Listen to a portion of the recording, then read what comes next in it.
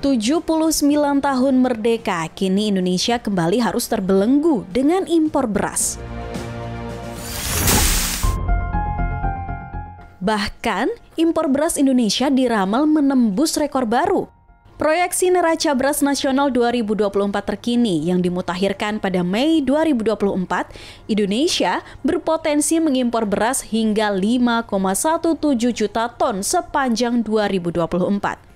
Realisasi impor beras Januari hingga April 2024 telah mencapai 1,77 juta ton dan rencana impor Mei hingga Desember 2024 mencapai 3,40 juta ton.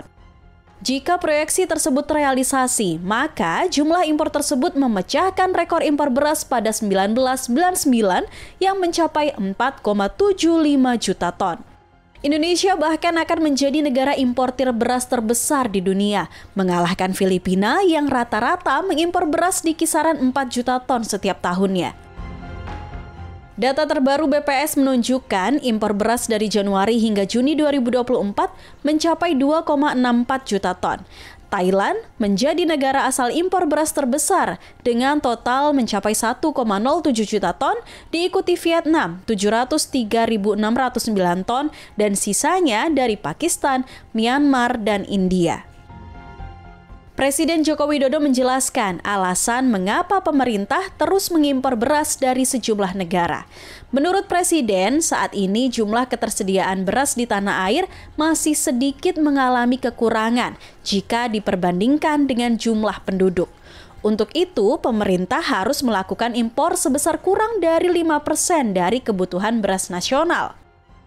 Presiden mengakui harga beras masih tinggi akibat musim kering yang berkepanjangan yang terjadi di seluruh dunia. Untuk menjaga daya beli, pemerintah memberikan bantuan beras kepada 10 juta keluarga penerima program Keluarga Harapan. Dulu, waktu keadaan normal, kita beli beras di semua negara bisa. Sekarang ini beras mereka pegang semua untuk rakyatnya sendiri-sendiri. Sehingga apa? Harga beras menjadi, karena suplainya berkurang, harga beras menjadi naik.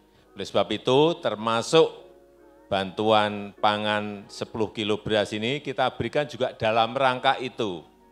Supaya tidak harga beras yang ada memang tidak normal dan di seluruh negara, bukan hanya kita saja.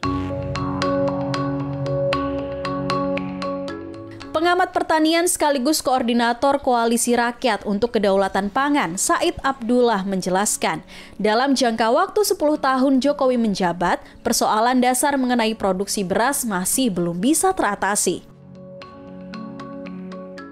Proses atau pembangunan pertanian padi terutama, menurut saya, rasa-rasanya memang yang dilakukan selama 10 tahun itu dengan jumlah budget yang luar biasa, belum menyentuh pada persoalan dasar yang memungkinkan gitu ya pertumbuhan produksi ajab atau pertumbuhan produksi berlangsung secara sustain gitu.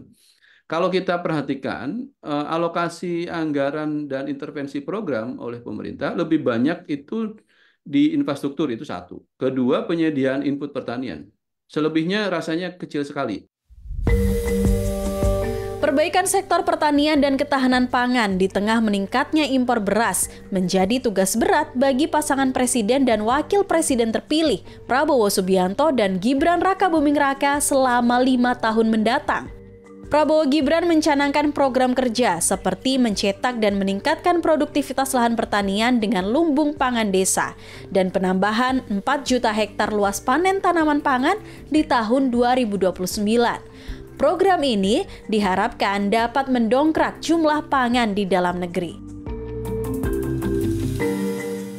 Menurut saya ke depan ini yang harus diseimbangkan. Bagaimana intervensi program dan kebijakan plus alokasi anggarannya tidak hanya menyasar untuk meningkatkan produksi, tetapi juga untuk meningkatkan kesejahteraan petaninya. Kita harus berkaca di sensus tahun lalu, 2023. Bagaimana jumlah petani gurumnya makin naik, jumlah petani perseorangannya makin turun. Kemudian anak mudanya juga, walaupun ada program petani milenial, tapi untuk tanaman pangan nyaris turun. jumlahnya tetap turun gitu.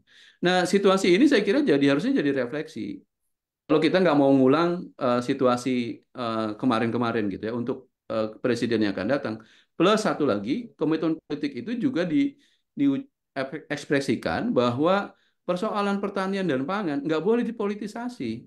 Walaupun faktanya isu politis gitu, tetapi kan jadi sangat sangat mengerikan kalau kemudian untuk kepentingan kelompok tertentu sesaat kemudian mengorbankan nasib petani yang banyak itu. Memperingati 79 tahun Indonesia Merdeka, tidak hanya masalah produksi, kesejahteraan petani juga dipertanyakan. Di tengah lonjakan harga gabah dan beras, apakah serta-merta membuat petani sejahtera? Bagi petani seperti Kusnadi di Desa Margamulya, Kabupaten Karawang, kenaikan harga beras bisa menjadi pedang bermata dua.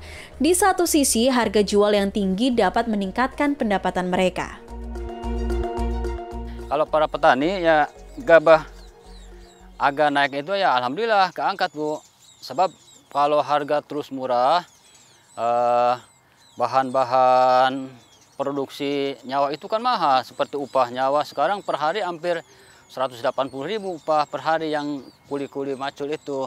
Terus ya upah beli-beli seperti obat mahal-mahal sekarang kan. Jadi seimbang lah kalau misalkan harga segitu mah, harga dari 700 ke bawah, 665 ke atas mah gitu seimbang untuk para petani. Jadi keangkat lah, ada lebihnya dari hasil tani itu. Di sisi lain, biaya produksi yang meningkat seperti harga pupuk dan pestisida serta upah tenaga kerja membuat keuntungan para petani tergerus. Masalah hama dan penyakit juga menjadi momok para petani yang perlu penanganan intensif. Para penyuluh pertanian secara berkala membantu para petani untuk menangani berbagai kendala tersebut. Banyak sih, kalau keluhan para petani yang nomor pertama sih sekarang biaya ya. Biaya itu tenaga kerja udah nambah atau makin mahal, meningkat. Nah, jadi dengan bertambahnya biaya-biaya produksi otomatis juga penghasilan petaninya atau margin bersihnya itu jadi berkurang. Kesejahteraan petani sepertinya akan mustahil tercapai jika pemerintah hanya fokus pada produksi. Langkah ini akan membuat petani tak lebih dari sekedar mesin penghasil pangan. Perlu upaya strategis dan komprehensif untuk menyentuh para petani. Apabila petani semakin sejahtera, maka semangat berproduksi pangan pun akan meningkat. Ketahanan pangan nasional yang ditopang dari produksi dalam negeri pun niscaya terwujud. Meskipun harga beras yang tinggi dapat meningkatkan pendapatan para petani, namun tantangan besar masih saja terus terjadi, yakni terkait dengan hal biaya produksi yang sangat tinggi dan juga pendistribusian keuntungan yang belum merata di sepanjang rantai pasokan. Diharapkan pemerintah dan juga pihak-pihak terkait dapat menemukan solusi yang terbaik agar para petani bisa sejahtera tanpa mengorbankan daya beli masyarakat. Dari Karawang, Jawa Barat, saya Serliana Salsabila dan juru kamera Haryo Riantomo, CNBC Indonesia, Beyond Business.